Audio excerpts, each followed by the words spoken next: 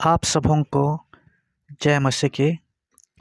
यीशु मसीह के अद्भुत नाम में मैं आप सबों का स्वागत करता हूँ। प्रियो, मैं आप सबों से एक प्रश्न करता हूँ, क्या आपके जीवन में जब आप प्रार्थना करते हैं, आप स्तुति करते हैं, धन्यवाद देते हैं, क्या आप परमेश्वर के सामने आंसू बहाते हैं? मैं इसलिए प्रश्न कर रहा हूँ प्रियो, क्योंकि आंसू एक विश्वासी का जो परमेश्वर के सामने उसकी उपस्थिति में जब हम आंसू बहाते हैं, यह बहुत ही बहुमूल्य है।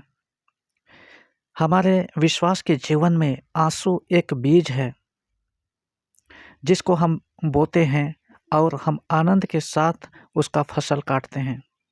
भजन संहिता 126 में लिखा हुआ है, जो आंसू बहाते हुए, रोते हुए बीज बोते हैं, वे आनंद करते हुए, जय जयकार करते हुए कटनी काटेंगे।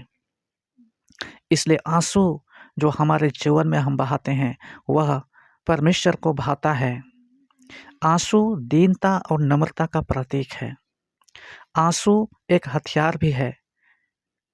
जब हम प्रार्थना करते हैं, आंसुओं के साथ प्रार्थना करते हैं, वह एक टूटा हुआ मन को प्रकट करता है। भजन संहिता 51 में हम पढ़ते हैं, टूटा मन परमेश्वर के योग्य बलिदान है। हे परमेश्वर, तू टूटे मन को और पिसे हुए हृदय को तुच्छ नहीं समझता। ये आंसू और ये टूटा मन किसके पास होता है? नम्र व्यक्ति के पास, दीन व्यक्ति के पास टूटा मन और आंसू होता है।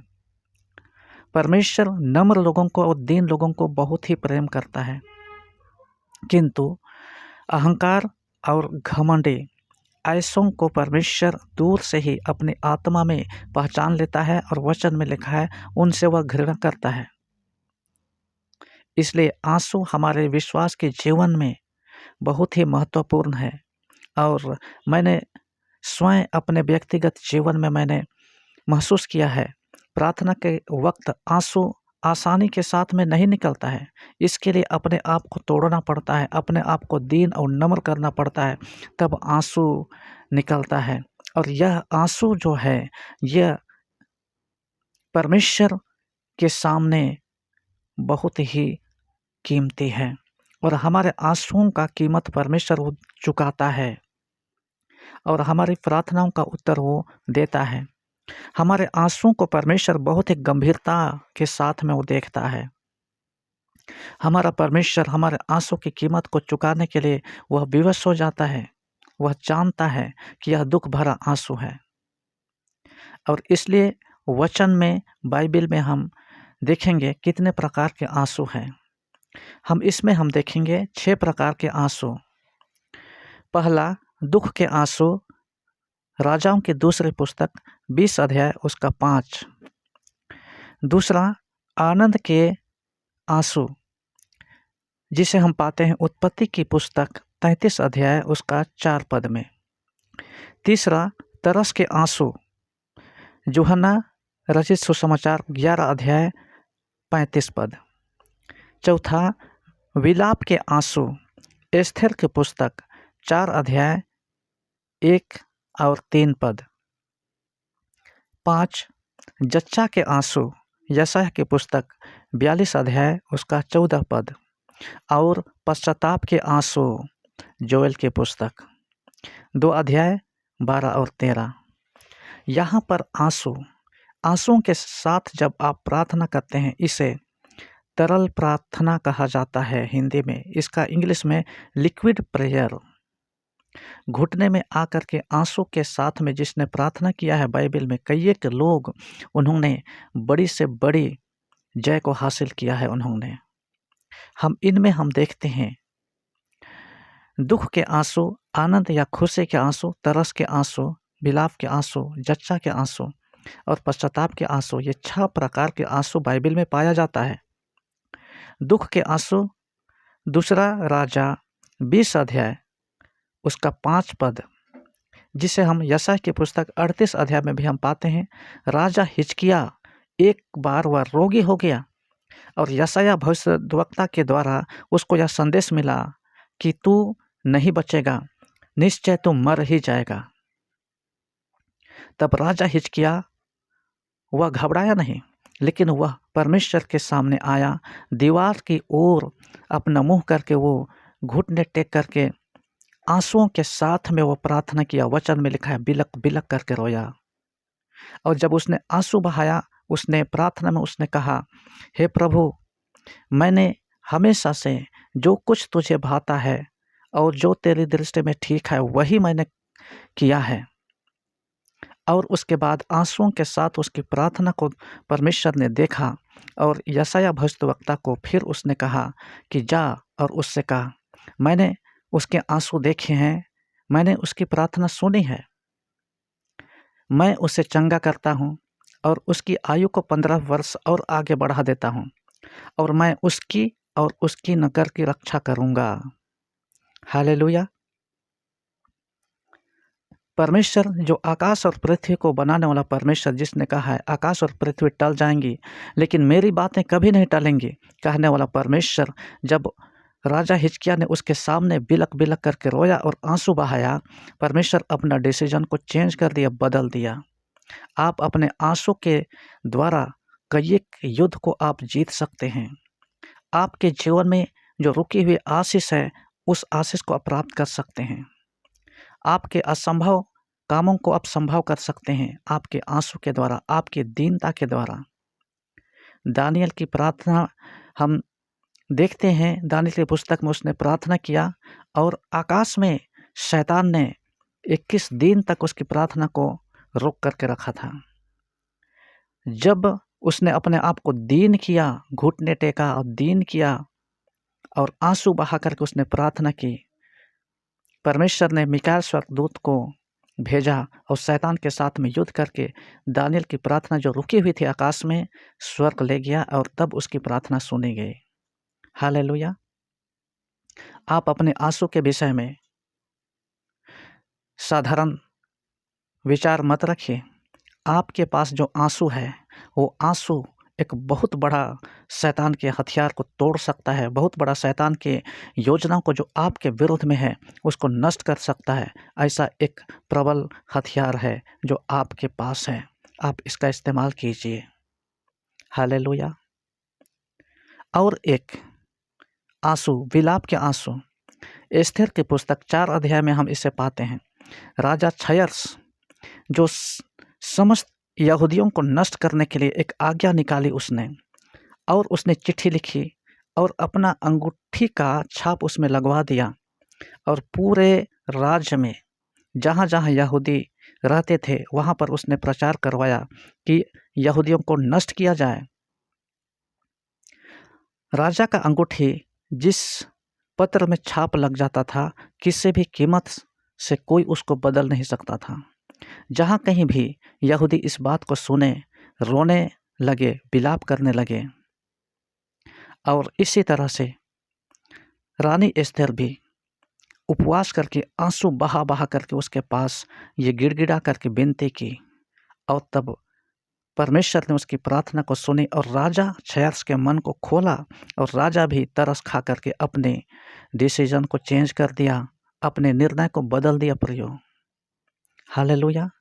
इसलिए मैं आज आंसू के विषय में मैं आप सबों के पास में यह संदेश देने का मैंने निर्णय लिया है कि बहुत सारे विश्वासी लोग आज अपने आशीष को खो चुके हैं और ये मान बैठे हैं कि अब हम उस आशीष को प्राप्त नहीं कर पाएंगे। लेकिन यदि आपकी प्रार्थना सुनी नहीं जा रही है, आप प्रार्थना कर करके अब थक गए, अब आपको लगता है कि अब किसी भी कीमत में मेरी प्रार्थना को परमेश्वर नहीं सुनेगा, किंतु आप आंसू के साथ में परमेश्वर के पास आइए, प्रार्थना कीजिए। 1 दिन नहीं, 2 दिन नहीं, आप निरंतर परमेश्वर से प्रार्थना कीजिए, जरूर परमेश्वर आपकी प्रार्थना को सुनेगा। हमारे प्रभु यीशु मसीह ने भी जब इस संसार में थे, उसने तरस खा करके आंसू बहाया। यूहन्ना रचित सुसमाचार 11 अध्याय उसका 35 पद में हम पढ़ते हैं, यीशु के आंसू बहने लगे। किसी किसी बाइबल में आप पढ़िएगा, यीशु रोया। हालेलुया।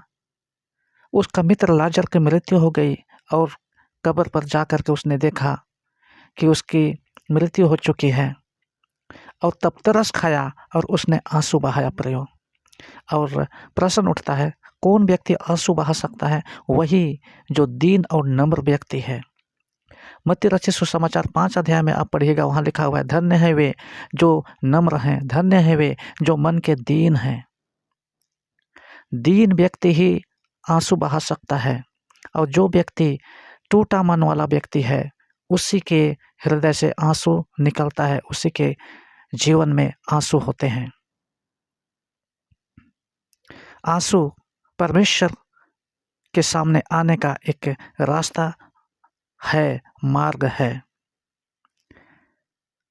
कठोर व्यक्ति अपने कठोर हृदय में आंसू नहीं ला सकता है, वह नम्र और दीन नहीं हो सकता है। इसलिए मत्ती रचित सुसमाचार 13 अध्याय में कहा गया है कि वे लोग जो नम्र होते हैं, अपने भले मन में परमेश्वर के वचन को संभाले रहते हैं। वही लोग जिनके पास टूटा मन होता है, जो लोग आंसू बहाते हैं, उनका यही पहचान है कि वे लोग नम्र हैं, और नम्र लोग ही परमेश्वर के वचन पर विश्वास कर सकते हैं। नम्र लोग ही मन फिरा सकते हैं, नम्र लोग ही परमेश्वर में बने रह सकते हैं। लूका रचित सुसमाचार 15 अध्याय में हम ओड़ाऊ पुत्र के विषय में हम पढ़ते हैं। वह दूर देश चला गया अपने संपत्ति को लेकर के। जब तक उसके पास संपत्ति था, वह कुकर्मों में संपत्ति को उड़ा दिया, किंतु जब संपत्ति समाप्त हो चुकी, सबने उसका साथ छोड़ दिया, उसने अपने मन में अपने आप को दीन किया, नम्र किया और मन फिराया, और उसने कहा, मेरे पिता के घर में नौकर चाकर भी भरपेट भोजन करते हैं और मैं यहाँ भूखों मर रहा हूँ, किंतु अब मैं उठूँगा और अपने पिता की ओर लौटूँगा और मैं उनसे कहूँगा, पिताजी, मैंने स्वर्ग के विरुद्ध में और आपके विरुद्ध में मैंने पाप किया। अब मैं तेरा पुत्र होने के योग्य नहीं रहा, किंतु एक सेवक की नाई, एक नौकर की नाई आप मुझे ग्रहण कर लीजिए।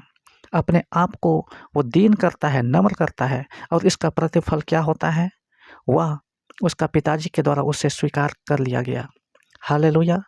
आज मैंने अपने जीवन में मैंने देखा है, आप भी इस बात को महसूस कीजिएगा कि आज